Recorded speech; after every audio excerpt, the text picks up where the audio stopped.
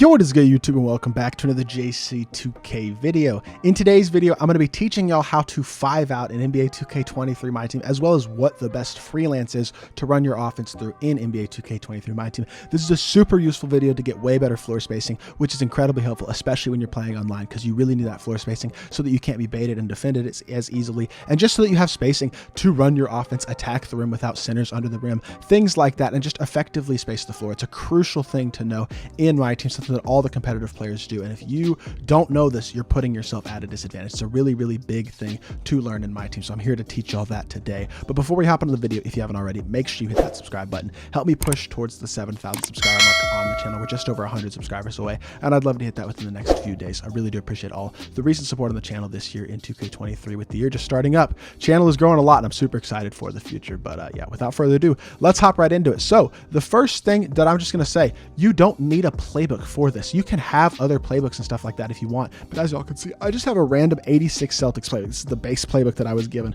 at the beginning of the year. You can have the Bucks playbook. It's got some 5-out plays in it. Might as well throw it in there because I have it, but you don't need a playbook to 5-out. I think there are 5-out plays in the Bucks playbook, and that is an alternative way to 5-out, but not the simple, easy way that you're going to see a lot of competitive players 5-out that I am going to be teaching y'all in this video. Look at the team, by the way. Team is pretty, but let's hop into a domination game, and I'm just going to showcase what you can do.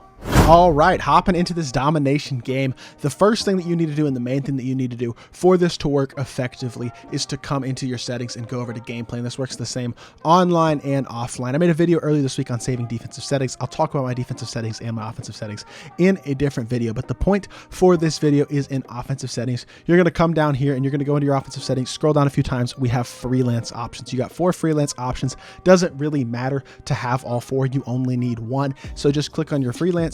Come down here to Bucks 2018. Bucks 2018 is the best freelance in NBA 2K23 MyTEAM, and I think it's the way basically to space your floor effectively. So you want to select Bucks 2018, and that's really all you have to do. You select Bucks 2018, and then you go into the game, and then after tip-off, obviously, you're going to have to set that freelance just so that it actually goes in and becomes permanent in game. You have to do this every single game. They didn't add a feature to save offensive settings the way they did defensive settings this year in 2K23. So as you tip off the game, you're going to have to set this freelance every single game, both in settings and then in game once you're on the offensive end of the court. So let's win the tip. We do win the tip off. So we're going to come here. We're going to hit right on the left, or on the D-pad. Right on the D-pad, you see where it says freelance with RB or R1. If you're on PlayStation, it's R1. So you're gonna do that again. Then you're going to hit R1, and you're going to hit A for Bucks 2018. It's X on PlayStation, but you're going to select your freelance. And then as y'all can see, I run a pick and roll, and my floor is spaced perfectly. I have guys sitting in all 3, both corners and on the opposite hash, and then I have my screener. So that gives me the proper spacing to run my offense and attack the rim without having a center standing under the rim or things like that, which is the first important thing, is that it gives you the ability to run your pick and roll at a high level. We'll just let the CPU score here, and then we're going to show that again just so y'all can see. You come up the court, you run your pick and roll with whoever you want to run with this. Run it with, say I want to run it with a guard. Same thing. I run it. I got 2 guys, two guys in both corners, 1 guy on the opposite hash, and it spaces the floor beautifully to allow me to drive or work and try to create a 3-pointer. Whatever I want to do on my offensive possession, it just gives me the spacing to run that. Also gives the spacing for my screener to slip if I'm trying to slip to the rim and get a dunk. If I'm running a straight pick and roll like I will on this possession, if I run a straight pick and roll, I now have the space for my center to slip to the rim where there's not interference from other defenders from the outside, because I don't have another guy standing under the paint or even inside the arc. All of my other guys are spaced outside the arc. And what that presents is a need to either run screens with your non-shooting player if you have a non-shooting player on the court, or make sure that your players can all space the floor to not allow the opponent's defense to sag off. So if you're running an inside center, whether that's a Rudy Gobert, a Joakim Noah, a Jalen Duren, an Andre Drummond, etc., Shaquille O'Neal, any of those inside centers, if you're running any of those guys, you want to make sure you're using those guys at the screener every single possession. The way that you do that, you just hit the left button, L1, and then you hold down the icon of the player that you want to have screen. In that situation, I want to have Blake screen, so I have Blake set the screen there, and then he can attack the rim and be the screener, pick and roll, or pick and pop, whatever I do decide. But that is a that's the first reason that this is very, very effective, is just because it gives you proper pick and roll spacing, and pick and roll is an absolutely crucial part of offense in this game and in general in real life basketball as well. Now, outside of the pick and roll, we'll just let him shoot again or let him score, whatever. It doesn't really matter.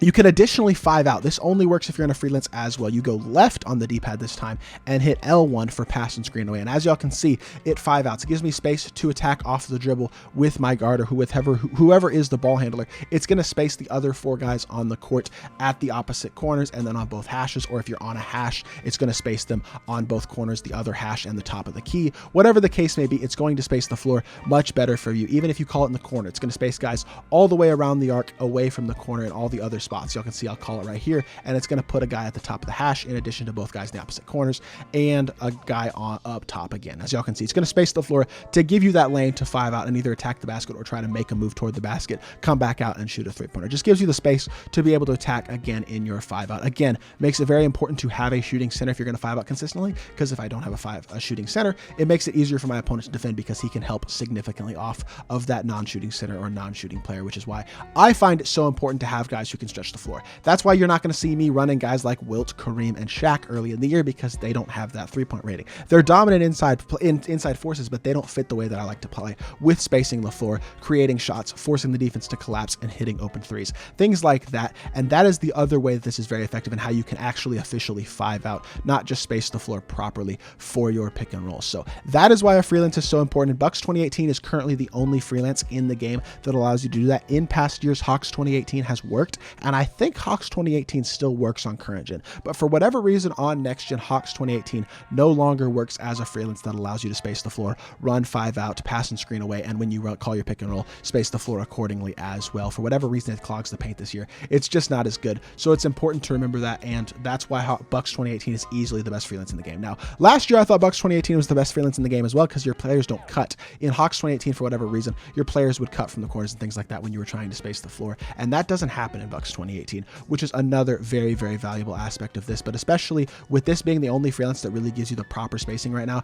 to be able to run your offense. For example, I run a pick and pop there, and it gives me the open space to be able to shoot the 3-pointer there as well. Even though I shot it late there, I got an open look, so I can run the pick and pop and run my offense like that as well. Just gives me the spacing that I need to abuse mismatches, attack the rim and create shots for my teammates, get dunks, run my pick and roll, even 3-hunt and try to get a shot off a screen, which we'll try to do here because I haven't really shot any threes except for that one pick and roll. I come off the screen here and see I got space. If he doesn't step up with the center, I have a ton of space to be able to shoot a 3-pointer.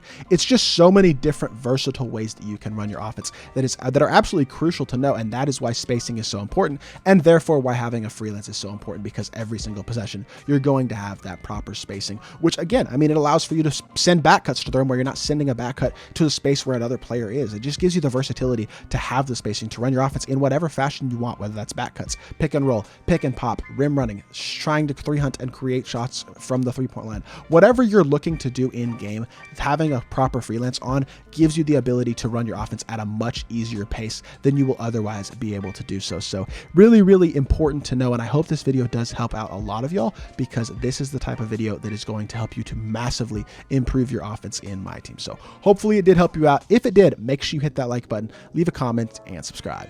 I'll be back with more 2K content very, very soon, and I appreciate y'all. Peace.